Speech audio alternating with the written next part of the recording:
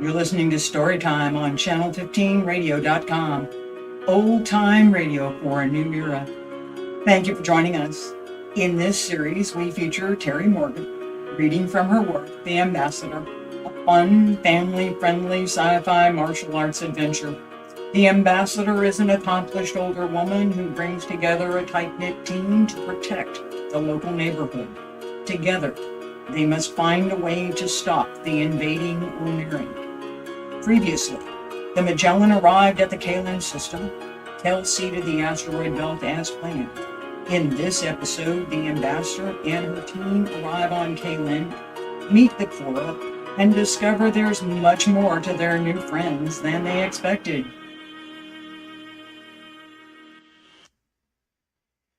When the Ambassador and her team arrive on Magellan, they are confused. They don't see any large cities. It's only after they land that they find the Kora are much more advanced in some ways and not quite as advanced in others. I explore some of these differences, but my focus is on the similarities. This episode adds more layers to the relationships the characters have with each other, offers a view of how they see others, and reveals how they want others to see them. In the first 3 episodes, I introduced the lore, the characters, and the situations they face. The Olmeri incursions are increasing. President Sambarak is worried. The Ambassador would like to retire, but she can't. The Magellan has a new captain. Each of these complications offers a way to see how the characters manage, what they do and what they don't do. What they say and what they don't say reveals who they are and offers insights to their individual points of view. In this episode, the Ambassador and her team leave for Magellan. They don't know what they are going to find, but they are going. They chat about what they know and don't know along the way.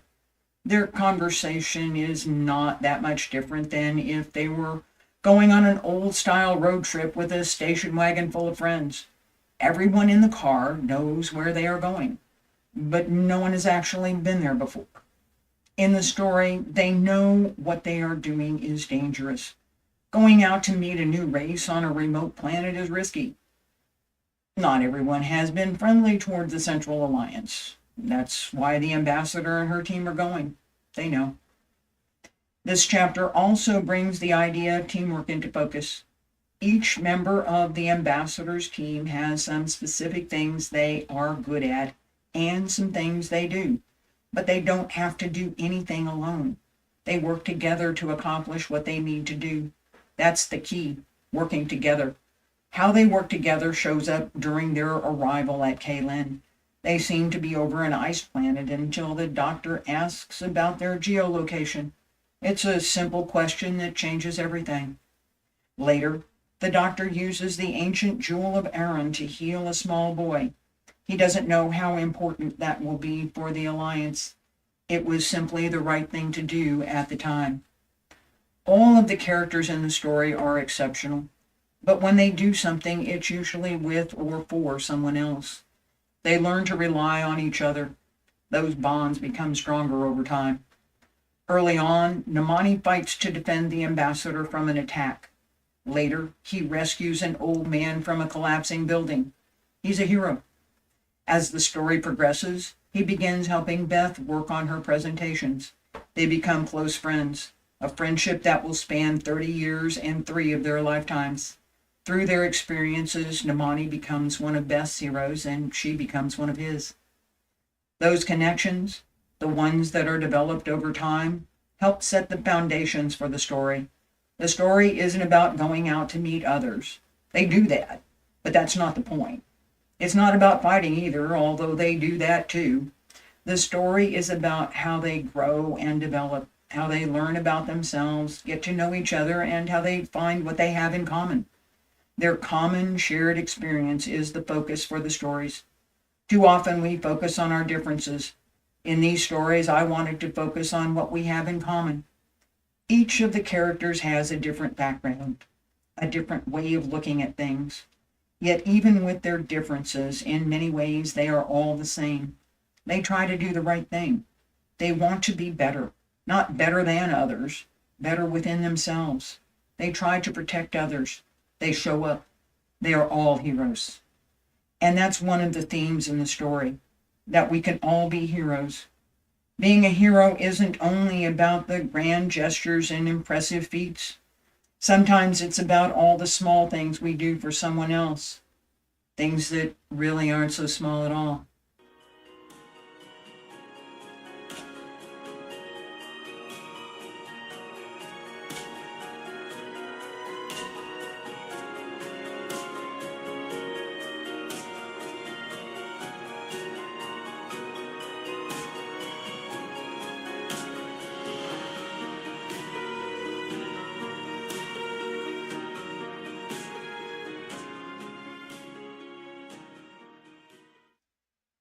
Now, the ambassador.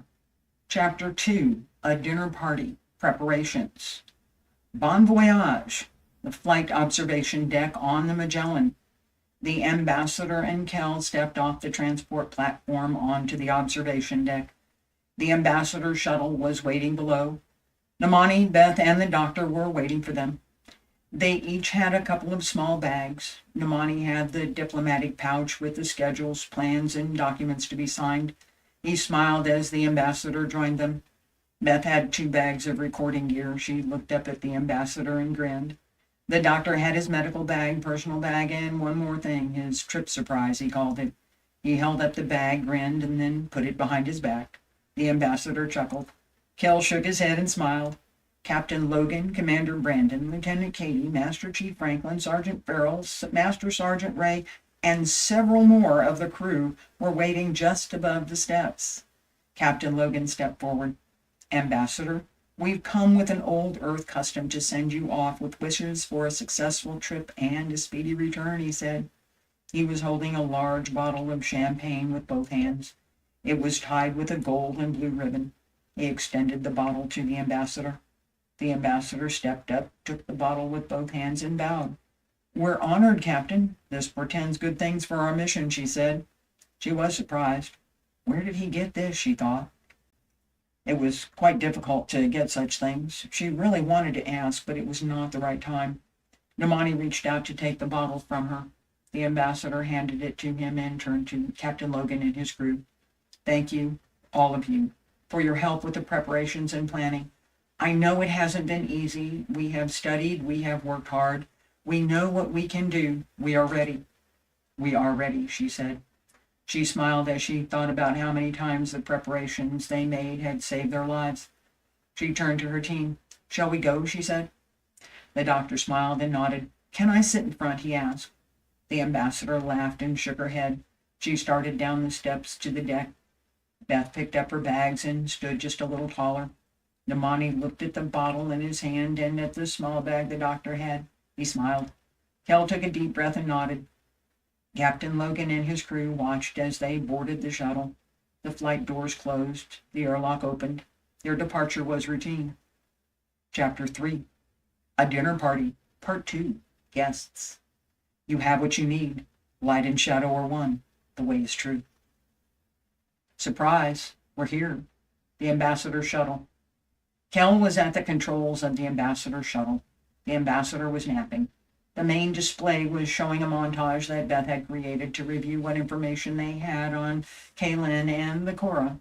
The doctor and Namani were watching, sort of. They'd memorized most of it. From what we have, the Magellan culture is similar to other moderately advanced civilizations. They are capable and not normally aggressive. They are quite keen on improving themselves through study and learning, Beth said. Namani smiled and nodded. Your presentations have gotten much better. You don't ramble so much anymore, but you still make sure you got all the details. Nice, he said. Beth smiled happily and looked over at him. You're a good coach, she said. You're a quick study, Namani said. Beth grinned. We're coming in over Magellan 2 now, Kell announced. Beth lowered the arms of her chair and pushed back into a semi-reclining angle. 4 arms with screens wrapped around to the front of the chair. She adjusted their positions and switched them on. 2 of the screens would show what the outside imagers were recording. The other 2 would show the inside. Ambassador, I'm ready, she called out. She set her hands on the controls embedded in the chair arms. I'm not sure I am, the ambassador said, rubbing her eyes and sitting up. She looked around. Okay then, are we ready? She asked. They all nodded. The ambassador nodded to Beth. Very well. We are recording, she said. Beth touched the controls and the screens lit up. She would be recording everything for the archives. Having an arrival recording of what they were doing, as well as what they were seeing, had proven quite useful to the Alliance. It had become standard practice. Looks chilly, Kell said. He looked out through the windows at a flat, icy landscape. Maybe it's winter here. It seems like everything is covered with snow and ice, Namani suggested. There don't seem to be any people, Beth said. Kell, where are we? The doctor asked. He looked over at Beth's screens and then through the windows. Over Kalen 2. Where did you expect to be, Doctor? Kell asked. The doctor laughed. No. I meant where are we in their geosphere, he asked. Kell glanced at one of his screens. We are over their northern planetary axis, he said. So, the doctor said. He raised his eyebrows. Kell grinned. I'm turning toward their equatorial region now, he replied. The doctor got up from his chair and went to stand next to the second chair at the front of the shuttle.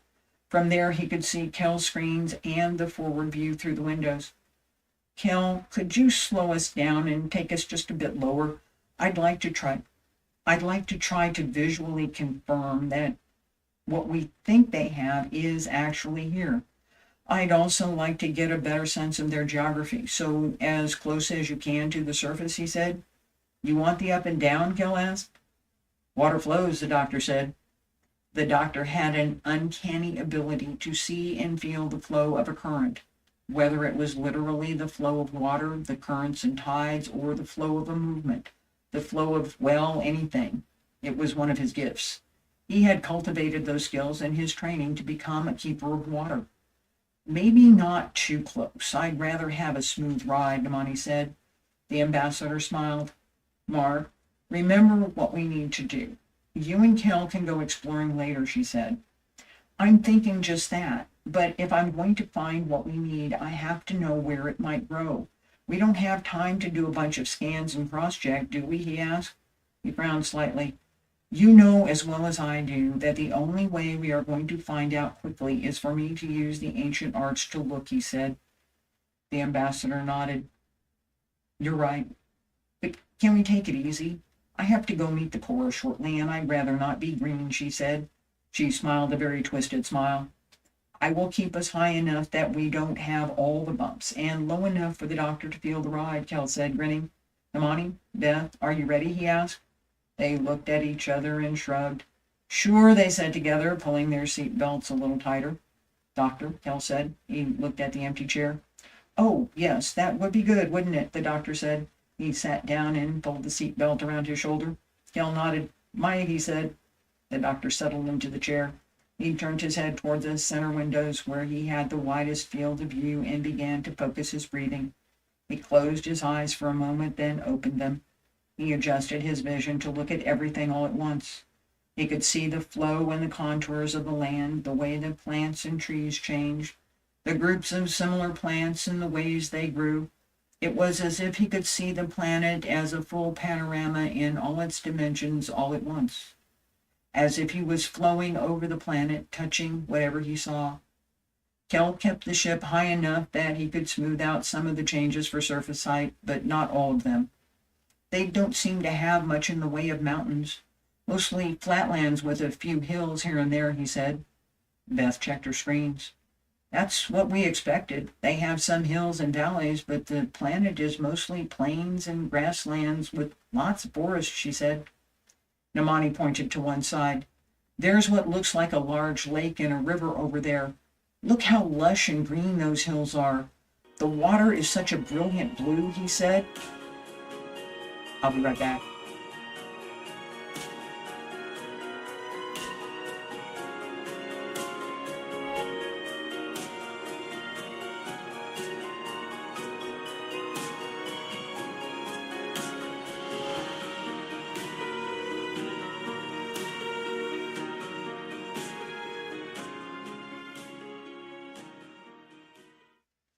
The doctor shifted in his chair and closed his eyes. He opened them, turned and smiled at Namani. Those dark green trees are cinchona, he said. Are you sure, Doctor? The ambassador asked. Pretty sure. Can we take one more pass close to those trees? The doctor asked. We are expected. The Kalen High Council is waiting, the ambassador replied. She shook her head. Just one more pass. It will only take a few seconds. I'd rather be certain, the doctor said. The ambassador nodded to Kell. I wouldn't mind staying here longer, Doctor. This part of their world is quite beautiful. These forests have so many shades of green, and the waters are such a brilliant blue. It seems so peaceful. But we have a meeting to get to, she said.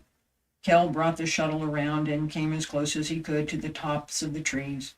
The doctor smiled. Confirmed. Those are cinchona. Thank you, Kell. Now we need samples, he said. The ambassador smiled. Not now, Doctor. We have somewhere to be, she said. The doctor grinned. I had to ask, didn't I? He said. The ambassador laughed. Bell sat up and pointed out one of the side windows. Look over there. Those hills are completely covered with wheat and barley. Look at the way the slopes are cut, she said. Namani nodded approvingly. We were told they are a mostly agrarian culture, he said. The doctor sighed. I didn't see much in the way of urban development. I only saw a scattering of structures just outside the forests. I didn't see any large cities. We covered a lot of ground. I'm afraid we might not be having much of a meeting if all they have is a few small villages, he said. Beth nodded. Kell turned to look at the doctor. Our scanners haven't picked up anything that would indicate concentrations of industrial production or anything that would support urban concentrations, he said. The ambassador shook her head. She looked at her navigation screen. That's not much different than what we expected. We should start getting changed. We'll be arriving shortly, she said. One by one, they all stepped to the back section of the shuttle and changed into their formal clothes. This was a first contact meeting. Formal attire was required. The ambassador wore the dark gold and deep rust-colored robes of a keeper of earth. The doctor wore the deep turquoise and dark blue robes of a keeper of water. Namani and Kell each wore a simple cream-colored shirt with a round collar, dark gold vest, finely tailored black coats trimmed in dark gold, black pants, and polished black boots. This was standard attire for members of a first contact ambassador's delegation. Beth wore a black vest with pockets for her camera lenses over her blouse instead of the outer jacket. It would be a working day for her. She'd be behind the camera. Ambassador, we're approaching the coordinates their council gave us for landing, Kell said. There doesn't seem to be much here, Ambassador, Namani said. He looked out the window. He frowned and shook his head. There's barely a clearing. The trees are so thick I can't see the ground. How can this be the right place, he asked. I've checked the coordinates 3 times. We're supposed to set down in that small clearing, Kell said. He circled the area again. Come around again a little slower, please, Kell. Let's have another look, the ambassador said. The scanners don't show anything except the trees. It seems as if there's nothing here but the trees. How can we have a meeting here, Beth asked. The doctor pointed towards one end of the small clearing. Over there, there's a group of buildings, he said. That matches the coordinates I have for where we're supposed to land, Kell said. He shook his head. You sound concerned, Kell, the ambassador said. Kell pointed at the display as he came around again. That little clearing is where we're supposed to land. The approach is going to be steep and short, he said. How steep and how short, the ambassador asked. Kell smiled and blinked several times. 30 stories at 70 degrees, just over 2,500 meters. I need to be ready to stop just as we come through the lower leaves, he said. The ambassador wrinkled her nose and grimaced. So we'll be coming to a stop before we land, she asked. Kell grinned and nodded. Let's go, the doctor exclaimed. You would, Namani chided him. I'm ready, Beth said. She tucked her chin a little. The ambassador nodded to Kell and sat back in her seat. Kell brought the ship around one more time, aligned it, and dropped into the gap. They caught a few glimpses of light through the trees as they were coming in. The canopy seemed more open the lower they got. Kell stopped the ship just below a cluster of tall trees. Okay then, we're on the ground, the ambassador said. She smiled and rolled her eyes to one side. Beth looked out through the side windows. There's more light here on the ground than seems possible from the readings we had. The canopy should be blocking most of this light, she said. Kell pointed at the top windows of the shuttle. Ambassador, I think we may have been misinformed about the Kora and their level of development, he said. The ambassador looked toward Kell and then followed his gaze upward. A graceful city seemed to be floating above them. It wasn't simply a city in the forest, it was the forest. The massive tree trunks supporting the city were cut with stairs, leading up to an array of platforms nestled among the branches. They could see people walking along the branches among the leaves. There was a network of rope bridges connecting the platforms. They swung and swayed with the weight of the people moving across them. The ambassador chuckled a bit and shook her head. I think you're right, Kell. It seems the reports we had about the Kora's level of development may not have been, how should I put it, completely accurate, she said. She got up and went to stand at the front of the shuttle next to Kell and the doctor where she could see out more easily. Beth and Namani got up and went to stand with them. How did they do that? Beth asked. When we scanned, there were only trees. We didn't detect any of this. They have a whole city up there. It's beautiful, she said. Namani pointed to a large central trunk with several smaller surrounding trees. Look at that. That's impressive. It looks like they are growing a new building complex. They use living trees as the framework and build in harmony with them. This is remarkable. This is not at all what we expected to find. The Kora are more advanced than we thought, he said. Over there, they have a waterfall coming from that tree, Beth said. She opened her eyes wide. The doctor followed her gaze. It looks like it could be some sort of irrigation system. The flow has a regular pattern. It's not random like a natural water source would be, he said. Namani looked out the window and pointed at a small group coming out of the city. Ambassador, the Magellan delegation is here, and they are coming to meet us, he said. Oh, for another few minutes, the ambassador sighed. This is a lot to take in. Okay, here we go. Try not to look overly surprised, she said, partly to them and partly to herself. Namani looked at her sideways. Right, like we see floating cities in giant trees every day, he said. I know. I want to find out how they did it too. But we can't indulge our curiosity right now. We've got a meeting and it's walking towards us, the ambassador said. Yes, ambassador, but can we? Namani asked. The ambassador nodded emphatically. Yes, Mani, as soon as we get the chance. Absolutely, she said. Namani smiled gratefully. The ambassador stood up, straightened her sash, and checked her robes. Here we go. Let's remember what we want to accomplish. Be honest, don't say too much, don't reveal anything we don't need to reveal, and most importantly, smile, she said. Kell opened the ship's door. Meeting new friends. Outside the city on Magellan. A wide stone path wound around the edge of the forest and seemed to disappear between two of the largest trees. The Magellan delegation was moving slowly towards them. Two of the group wore robes not that much different than those the ambassador and the doctor wore. The other 5 wore the same dark green pants with lighter shirts. Namani walked down the ramp with Kell, the doctor, and Beth. He continued toward the Magellan delegates with the doctor and Kell.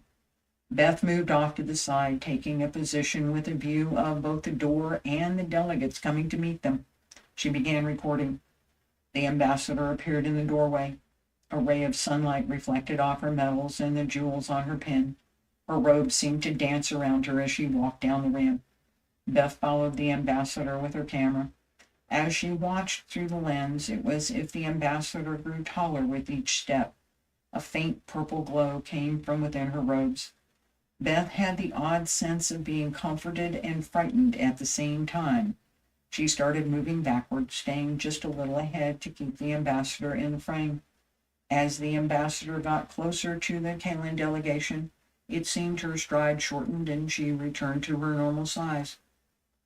Later, when Beth went back to review the footage, none of what she saw was on the recording. It simply showed the ambassador leaving the shuttle and walking towards the Magellan delegation. The ambassador stopped. She left some space between her and the Magellan delegation. Namani stepped into the space to begin the formal introductions. Minister Boran, please allow me to present Ambassador Michael Lawrence of the Central Alliance. Ambassador, please allow me to present Minister Boran, leader of the High Council of Kalin, and Minister Norla, chief of the Science and Medicine Council, he said. Minister Boran was just a little shorter than Namani, with a round frame and a little bit of a paunch. He had dark hair, a kind smile, and knowing eyes. Ambassador, the High Council of Kalin welcomes you. Que le temps que vous passez avec moi soit fruité et agréable. May the time you spend with us be fruitful and enjoyable, he said, beginning the well-known couplet. Que le temps que nous passons avec vous soit agréable et productif. May the time we spend with you be pleasant and productive, the ambassador said, completing it with the standard reply. She crossed her arms and extended her hands. Minister Boran, thank you for coming to welcome us. I must admit I wasn't expecting your greeting, she said. It's common among many of the traders and merchants who visit us, Minister Boran said. So it is, the ambassador said. She nodded to him. She turned to the young woman. I am pleased to meet you, Minister Norla, she said. Minister Norla was much younger than Minister Boran, tall and slender with wavy dark hair.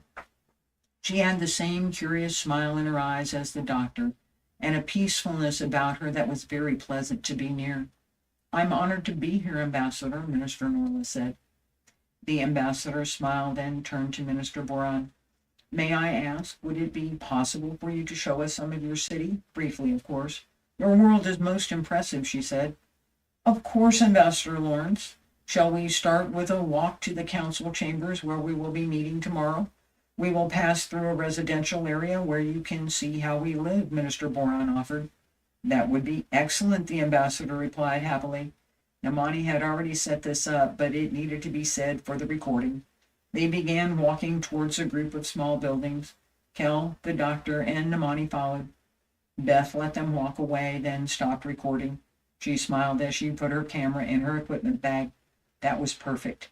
The ambassador will be pleased, she thought. She hurried to catch up with them. Minister Boran led them into one of the small buildings. It was clean and well lit with nice appointments, large windows, and a well-laid stone floor. But it seemed empty. There were only a few people passing through in various directions. This is one of our reception halls, Minister Boran said with a broad sweep of his hand as they walked. We often host traders and other gatherings here. He led them through another set of doors on the opposite side from where they entered. This is quite exceptional, the ambassador said. She looked around the city. It was much more sophisticated than what they had been able to see from the ship. The buildings and trees here weren't separate. Each building was part of the trees around it.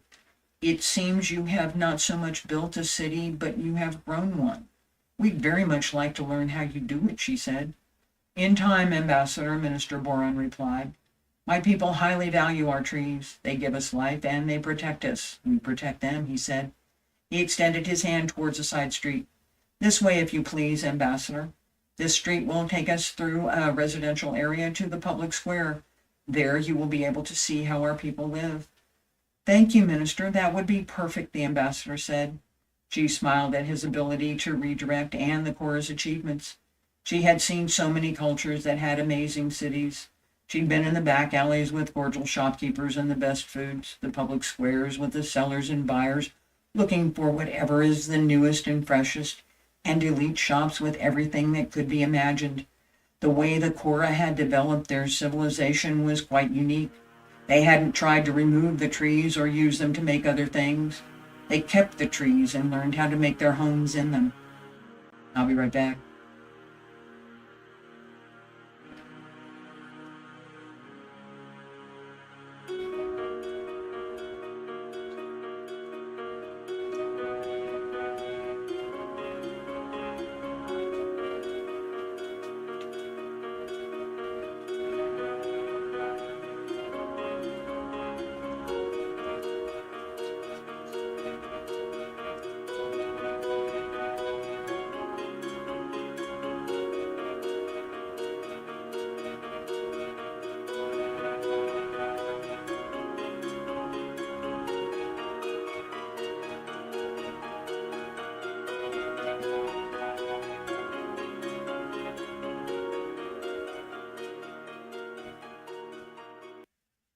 City streets.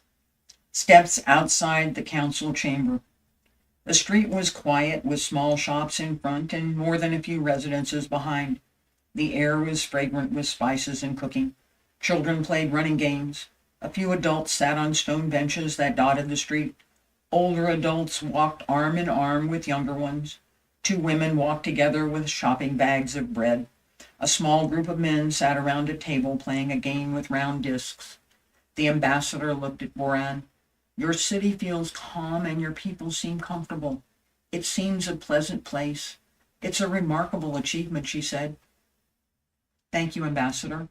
We support our people with their basic needs and encourage them to develop their unique skills from childhood. We consider the happiness and well-being of our people the most important factor in our society. Everyone does something they like. We each contribute our skills to our communities. We don't have to compete with each other for what we need, Boran said. That level of social development is quite remarkable, the doctor said. The ambassador walked slowly, savoring the chance to see the people going about their daily lives. It wasn't long before they came to an open square with a large tree in the center. The High Council chambers was part of that tree. A grand stone staircase led to arched doorways that overlooked the square. Carvings in the stone and wood seemed to tell a story. Minister Boran, the workmanship of these carvings is quite detailed. Your artisans must have spent considerable time creating them, the ambassador said. She wanted him to tell her what they were without asking him directly. These carvings tell our history, Ambassador. Some of them are quite old, and yes, it can take our artisans years to carve just one scene, Minister Boran said. He smiled proudly. Just as they started up the steps, a small child came running towards them.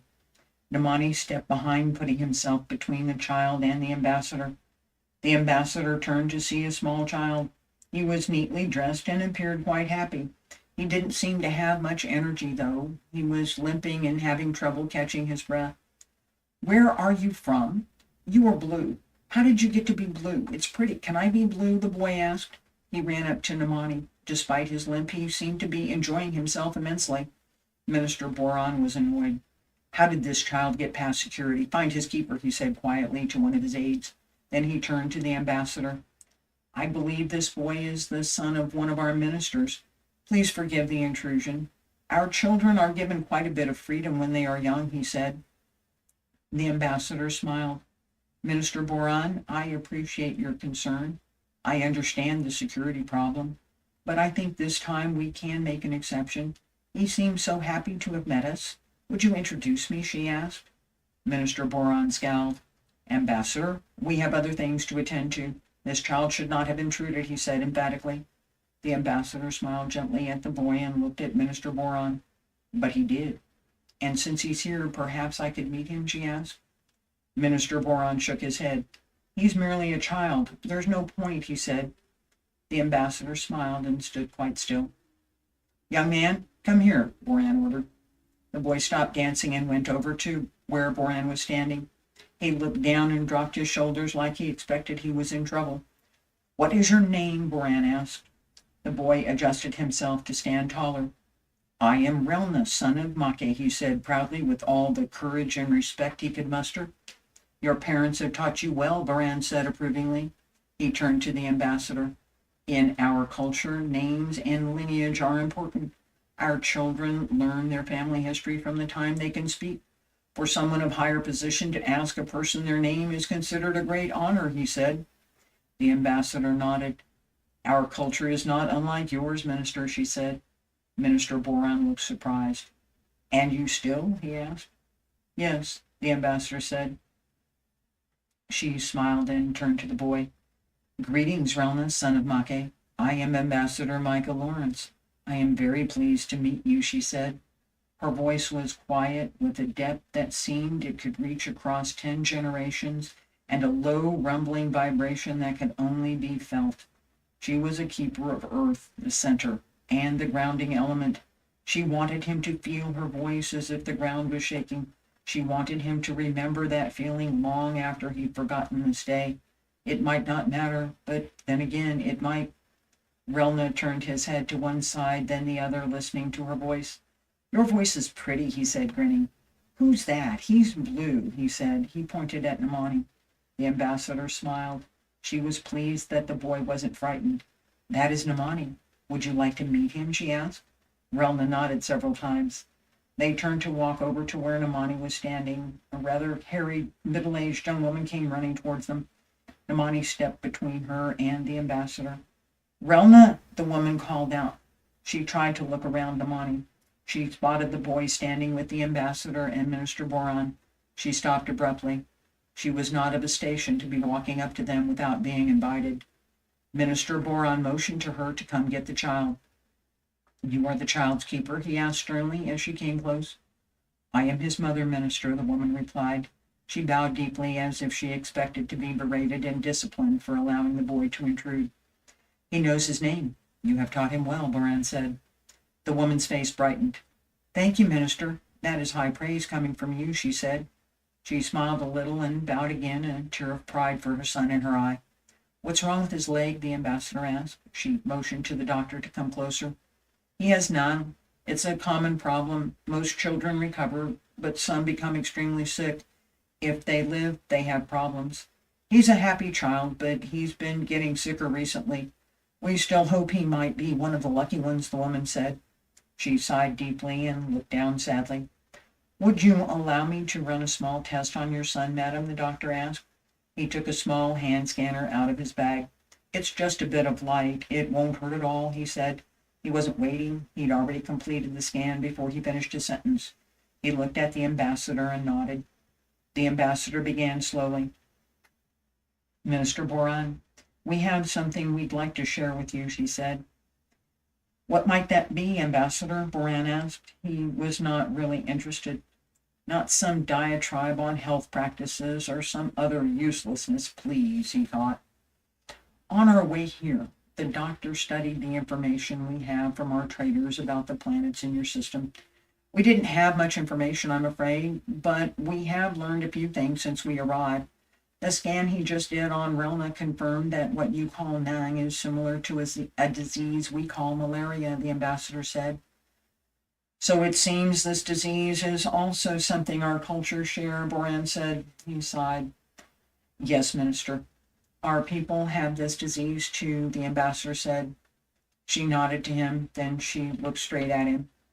We also have a treatment for this disease. As a gesture of our goodwill, we will show you how to make this treatment, and we will help you distribute it to all your people. Your planet has an abundance of the same trees we use to make our treatment. We only use the bark, not the whole tree. You have more than enough trees to supply multiple worlds for a long, long time, she said. Boran stood absolutely still. His jaw dropped. Say that again, please, Ambassador, he stammered. We will show you how to make a treatment for this disease, the ambassador said. She smiled gently. She knew it was a big deal. Every time they had been able to do something like this, showing people how to do something they already had the means and ability to do, but not the know-how, it had changed the civilization for the better. In the early days, the Central Alliance High Council frowned on any such things. Providing healing medicines and technologies was considered interference. It would affect the entire development of a culture. But as they learned more about diseases and what remedies there were, as well as the damage they did, the policy shifted. They couldn't look away. They didn't want to create long-term dependencies either. Offering medical help generated goodwill, no question about that, but making an entire civilization dependent on a remote supply of an essential treatment or giving them technologies they didn't have wasn't something they wanted to do either. The Alliance decided to split the difference. If the natural resources were available and they could show the people something they could do with what they already had using their own technologies, they would. They weren't introducing a dependency and they weren't introducing new technologies. They were simply offering a new way of looking at or working with what the civilization already had. That approach had made them many, many friends. Boran sat down on the stone steps. You can treat this disease? You know how to? He asked. He started crying. Do you know how many of our people, our children, have died from this disease? You You have a treatment, he whispered. He held his head in his hands, sobbing. Namani walked over and put his hand on Boran's shoulder. He just stood there and said nothing. Boran looked up at him and nodded, grateful for his presence. I'm tired. Can we go home now? Relna asked. He tugged on his mother's arm. He leaned on her a little. The boy's mother nodded and put her arm around his shoulders. She put her hand on his forehead and shook her head. They turned to leave. This would be such a good thing for so many of us. If only it could be done quickly, she whispered. She looked down at the boy. Something for the boy. Steps outside the council chambers. The ambassador looked over at the doctor. The doctor looked back at her and turned his head with his eyebrows raised, asking if she was sure. He knew from her asking to be introduced that she wanted Relna to remember this visit. He nodded his agreement and sat down on the steps. Relna, could you and your mother please come back for just a minute? There's something the doctor would like to show you, the ambassador called out. The boy ran happily over to where the doctor was sitting. Come here and sit with me, the doctor said. He held out his arms to Relna. The boy climbed up onto his lap. How are you feeling now? The doctor asked. He squeezed Relna's legs to check muscle and joint functions. He pressed on Relna's back to check for kidney damage. What about here? Does this hurt? He asked. That hurts a little. My head hurts sometimes too. I don't feel very good. I can't run like I used to. I get tired, so I have to sit and watch while the others play games, Relna said. The doctor looked at the ambassador and nodded slightly. The ambassador smiled at the boy's mother. Your son is a happy child, so full of joy. The doctor could help him. It won't hurt, and it won't cause any other problems. Would you allow him to try? She asked. The woman nodded her head. Of course, if it will help him. You could help him? Yes, if you can, she said. The ambassador nodded to the doctor. The doctor reached into his bag and took out a small cloth-wrapped packet. He opened the cloth to reveal a large oval amulet with a gold backing and a ring at the top. The crystal-cut blue sapphire in the center began to glow slightly pink when he picked it up. This was the ancient jewel of Aram. It could only be used by a keeper of water. He put the ring over his middle finger with the jewel over his palm. He began to move his hand slowly over the boy's body. The center of the jewel turned orange as he brought his hand over Relna's shoulder. Can I see that? It's pretty, Relna asked. He reached for the jewel. I am doing something with it right now, the doctor said. He looked down at the boy and smiled. When I'm finished, you can hold it. Would that be okay? He asked. Okay, Relna replied. He pouted, clearly not happy about having to wait. The doctor cradled the boy in his arms, bringing his legs across his lap. Are you comfortable? He asked. Yes, Relna said. He tucked himself in under the doctor's shoulder. Good. Now, Relna, pretend you are going to take a nap. You want to go to sleep. Close your eyes and keep still. I'm going to sing a little song. You will feel a little bit warm. I will be here holding you the whole time. I won't let go. Just relax and close your eyes, the doctor said. Relna curled up in the doctor's arms and closed his eyes. The doctor gently rocked him, holding him with one arm while he moved the jewel up and down over his body, as if giving him a bath. He stopped at the boy's right kidney. The jewel began to change to a dark blue, almost black, showing the kidney was badly damaged. The doctor regulated his breathing, began rocking the boy with more strength. He started to chant in a deep, low tone. He focused on the jewel. The light began slowly to change to a pale pink white as he held it in place. He slowed his breathing more and stopped rocking the boy. In the stillness between each breath, he focused on the jewel. It began to slowly cycle through all the colors of the rainbow.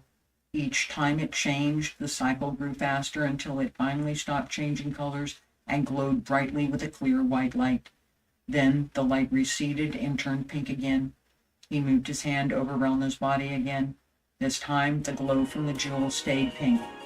Relna, you can open your eyes now, he said gently. I'll be right back.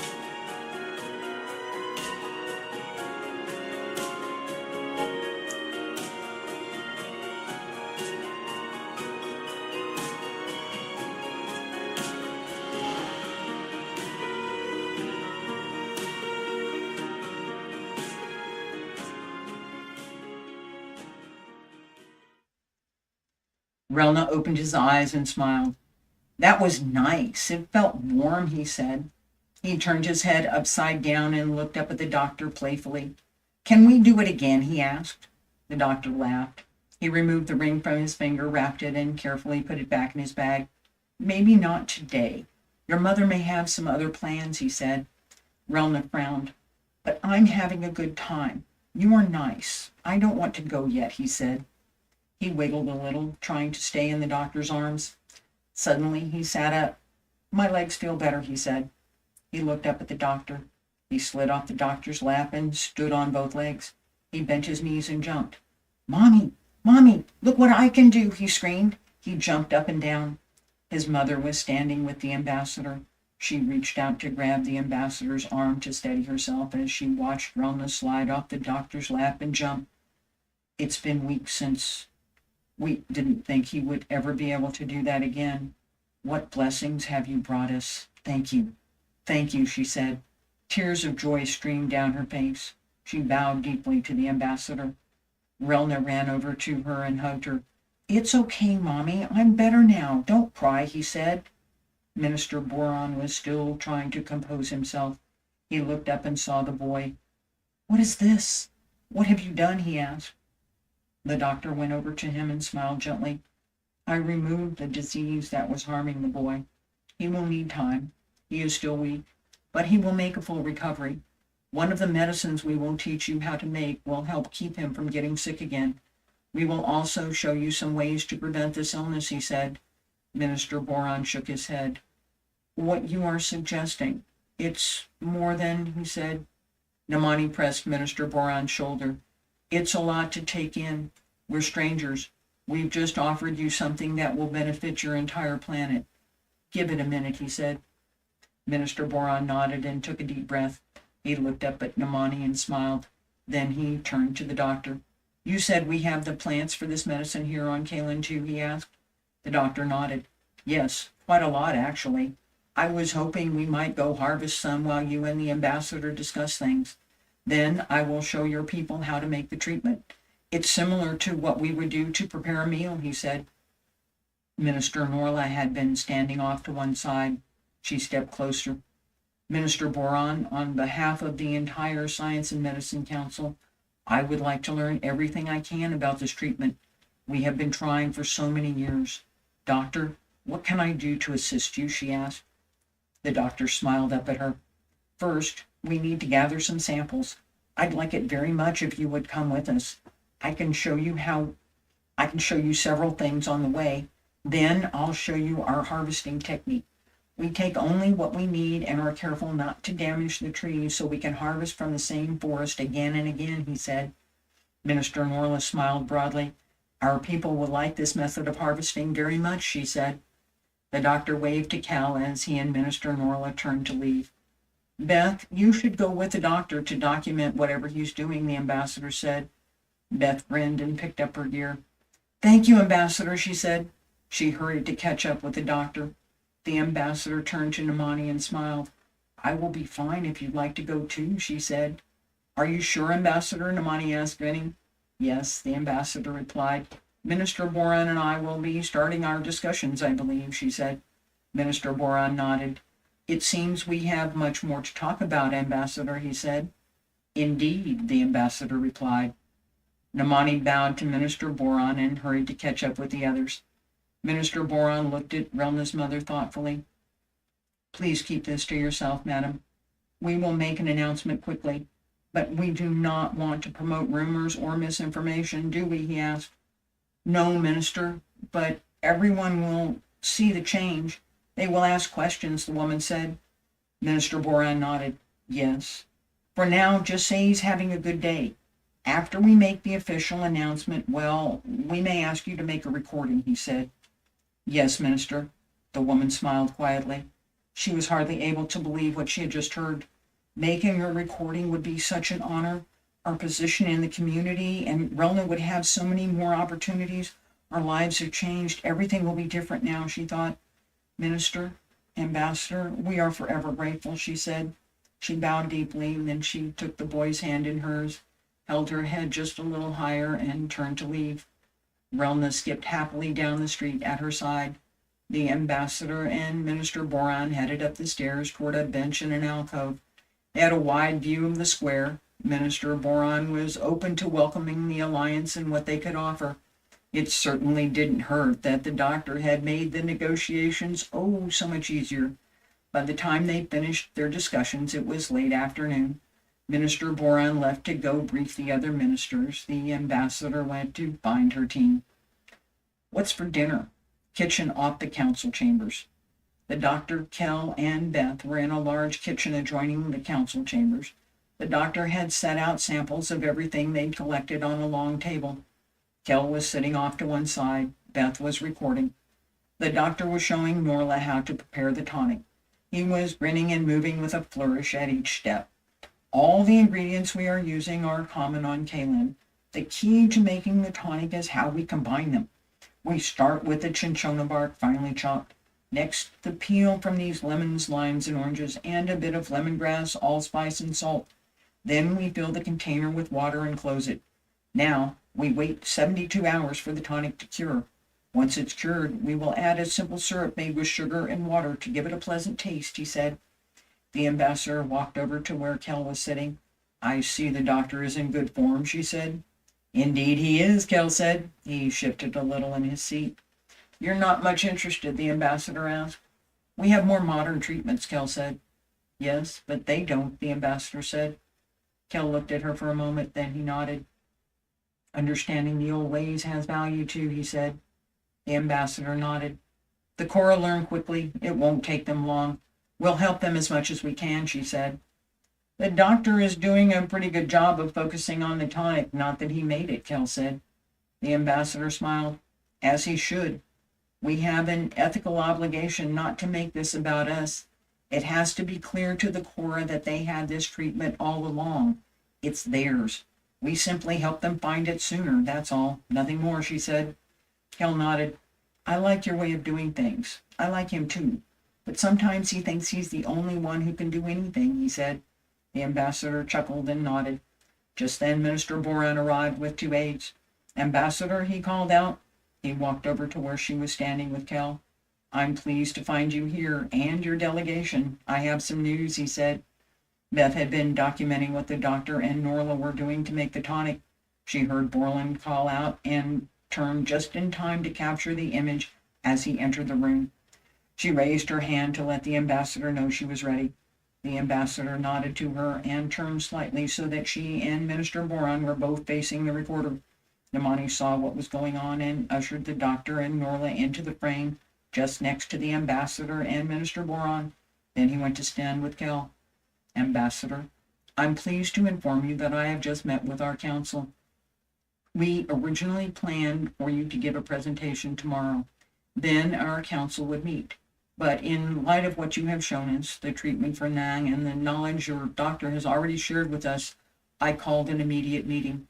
We have unanimously decided to accept your basic framework, he said. Thank you, Minister Boran. This is excellent news, the ambassador said. It took everything she had to contain her delight. This was so much better than she'd hoped. She could barely keep a straight face. Minister Boran went on.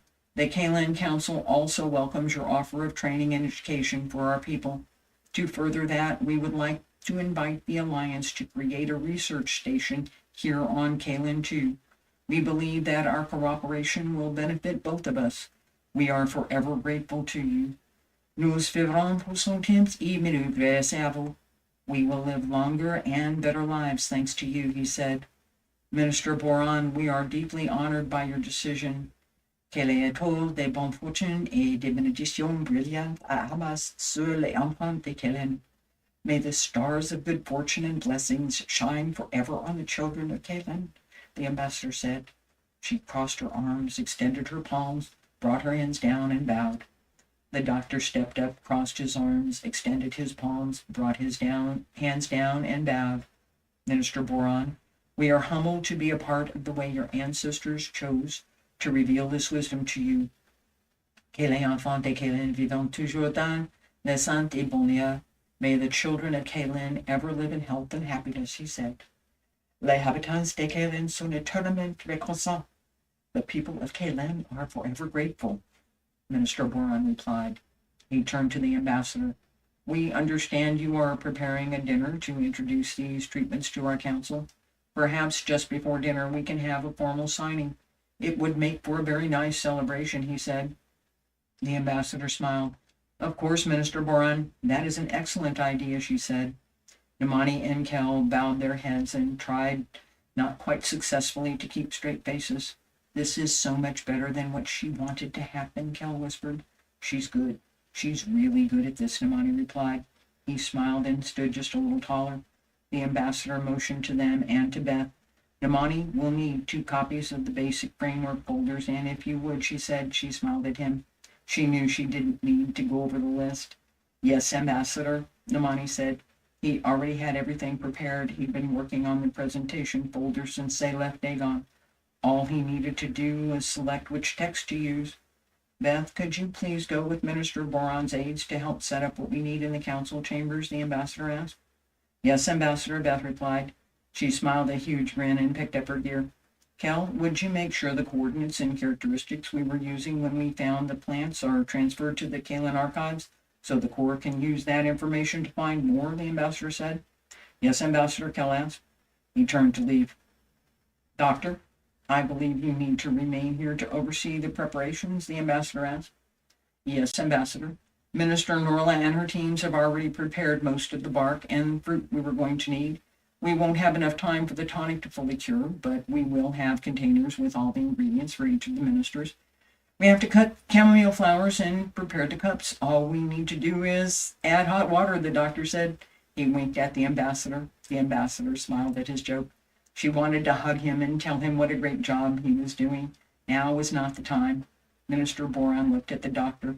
You have shown us how to produce something in a few hours that will change our world. We are forever grateful, he said. The ambassador lost her smile. Minister, she said. The doctor interrupted. Minister Boron, there is something you should know about this treatment. Norla has shown me some of her research. She was just on the verge of a breakthrough. The missing piece was how to prepare and combine the bark so it would be safe. All I did was show her our harvesting and preparation methods, he said. The ambassador smiled appreciatively at the doctor. She suspected Norla was several years away from anything. If he could make it seem like it was her work, that would be best. The less it was something he did, the better. She turned to Minister Boron. I am very happy you and your council have decided to design our basic framework, she said. It's a good day for both of us, she said. Yes, it's a very good day, Minister Boron said. I have a few things to prepare. I'll be back shortly, the ambassador said. She nodded to Minister Boron, the doctor, and Minister Norla. She turned to leave. She walked back to her shuttle, absolutely delighted with the way things were going. There were still several things that needed to go right, no screw-ups, but so far, this was turning out to be an excellent trip. That's all for tonight. Join us next time when the ambassador and her team have to invade the Olmeri, and Kell learns more about who the ambassador is and what she can do. You've been listening to a reading of The Ambassador on channel15radio.com. Old time radio for a new era. Thank you. Good night.